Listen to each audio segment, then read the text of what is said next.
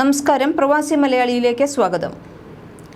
India UAE ഉഭയകക്ഷി വ്യാപാരം രൂപയിലും ദിർഹത്തിലും നടത്താൻ ധാരണ. ഇന്ത്യയും UAEയും തമ്മിലുള്ള സാമ്പത്തിക ഇടപാടുകൾ ഇനി മുതൽ പ്രാദേശിക കറൻസിയിൽ നടത്തും.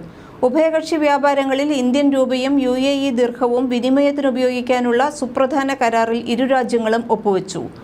വിദേശ രാജ്യങ്ങളുമായി നേരിട്ടുള്ള വ്യാപാര വാണിജ്യ ഇടപാടുകളിൽ ഡോളറിനെ ആശ്രയിക്കുന്നത് കുറയ്ക്കുക എന്ന ലക്ഷ്യത്തോടെയാണ് കരാർ. രാജ്യാന്തര വ്യാപാരത്തിൽ ഡോളറിന്റെ ആവശ്യം കുറയുകയും രൂപ സ്ഥിരത നേടുകയും ചെയ്യുമെന്ന് സാമ്പത്തിക വിദഗ്ധർ അഭിപ്രായപ്പെട്ടു.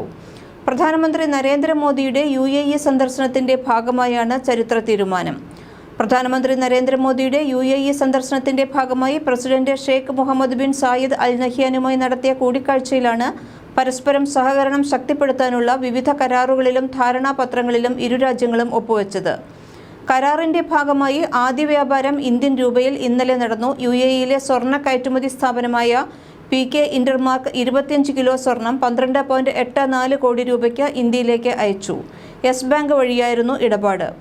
UAEയിലുള്ളവർക്കും ഇന്ത്യയിലുള്ളവർക്കും തമ്മിൽ UPI വഴി പണമിടപാട് നടത്താൻ അവസരം ഒരുങ്ങുന്നു. ഇന്ത്യയുടെ UPIയും യൂണിഫൈഡ് പേയ്മെന്റ് ഇന്റർഫേസ് UAE വികസിപ്പിക്കുന്ന ഇൻസ്റ്റന്റ് പേയ്മെന്റ് പ്ലാറ്റ്ഫോമും IPP തമ്മിൽ ബന്ധിപ്പിക്കും.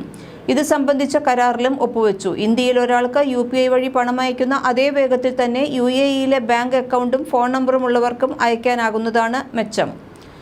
ഉഭയകക്ഷി വ്യാപാരത്തിന് രൂപയും ദിർഹവും ഉപയോഗിക്കാനാണ് ഇരു രാജ്യങ്ങളും തമ്മിൽ ധാരണയായത്. മോദിയുടെയും ഷെയ്ഖ് മുഹമ്മദിന്റെയും സാന്നിധ്യത്തിൽ UAE central bank governor Khalid Mohammed ബലാമയും reserve bank of India governor Shaktikanta ദാസും ധാരണാപത്രം കൈമാറി. ഇരു രാജ്യങ്ങളുടെയും ഡിജിറ്റൽ പേയ്മെന്റ് സംവിധാനങ്ങളായ UPIയും IPPയും തമ്മിൽ ബന്ധിപ്പിക്കാനും ധാരണയായിട്ടുണ്ട്. ഏതാനും വർഷങ്ങൾക്കിടെ ഉഭയകക്ഷി ബന്ധം വിവിധ മേഖലകളിലേക്ക് വികസിക്കുന്നു എന്നും വ്യാപാരം 20% വർദ്ധിച്ച് $8,500 എത്തിയെന്നും മോദി ചൂണ്ടിക്കാട്ടി. G20 ഉച്ചകോടിക്ക് മുൻപ് വ്യാപാരം 10,000 കോടിയിലേക്ക് എത്തിക്കാനാകുമെന്നും അദ്ദേഹം അറിയിച്ചു. മുൻപ് ലഭിച്ച പണം ഡോളറിലേക്ക് മാറ്റിയ ശേഷമേ സാമ്പത്തിക ഇടപാട് പൂർത്തിയാക്കാൻ സാധിച്ചിരുന്നുള്ളൂ. ഏത് കറൻസിയിൽ വ്യാപാരം നടത്തണമെന്ന് വ്യാപാരിക്ക് തീരുമാനിക്കാനുള്ള സ്വാതന്ത്ര്യവും കരാർ നൽകുന്നുണ്ട്.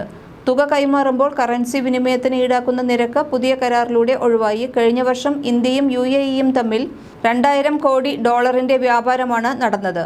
UAE ആതിഥ്യം വഹിക്കുന്ന കാലാവസ്ഥാ ഉച്ചകോടിക്ക് മോദി എല്ലാ പിന്തുണയും അറിയിച്ചു. ഒരു ദിവസത്തെ സന്ദർശനത്തിനായാണ് പ്രധാനമന്ത്രി അബുദാബിയിലെത്തിയത്. തുടർന്ന് ഖസർ അൽ വദനിൽ നടന്ന പ്രൗഢമായ ചടങ്ങിൽ ഷെയ്ഖ് മുഹമ്മദ് മോദിയെ സ്വീകരിച്ചു. അദ്ദേഹത്തെ അബുദാബിയിലേക്ക് സ്വാഗതം ചെയ്യുന്നതിൽ സന്തോഷമുണ്ടെന്ന് ഷെയ്ഖ് മുഹമ്മദ് ട്വിറ്ററിൽ കുറിക്കുകയും ചെയ്തിട്ടുണ്ട്. കൂടുതൽ വാർത്തകൾക്കായി പ്രവാസി മലയാളി സബ്സ്ക്രൈബ് ചെയ്യൂ.